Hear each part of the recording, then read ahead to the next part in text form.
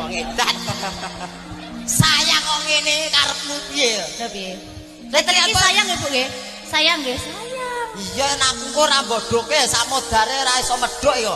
Lah kowe iki mbok yo wong lanang kok semene ra iso medhok iki lho. Lanang oe lanangan kate kok ngawur ae lho. Lah gur sakmene iki lho, gur pirang kilan to Mas ya Allah. Pirang kilan untuk mlocot aku kaya rek dhuwur Monas kok ngawur ae. Gur rasa kebanget-banget. Kok nek misalkan ning kene iki iso mlorot rono. Kaetan. Aku ora tok pundi lagi. Sih. Aku wong edan. Kok penamen kono kuwi jembar kok Mas.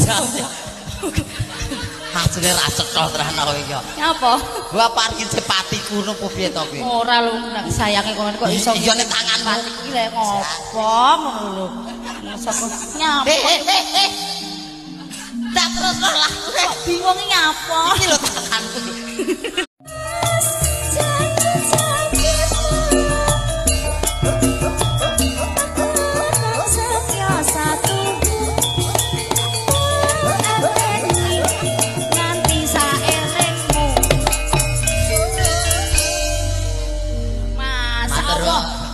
Ibu ki matur nuwun. Nah, oh, ngene. Isik mending aku to timbang Kak si Chandra kae. Lah piye? Lah ki mau lho nganu kowe dingenekke. Iya, asem. Ora, aku malah mbok praktekke nek iki ngopo lho. Lah iya, sik mending aku to. Andene karo aku kok sia-sia. Sing sia-sia ki sapa? Aku ra sia-sia karo sliramu.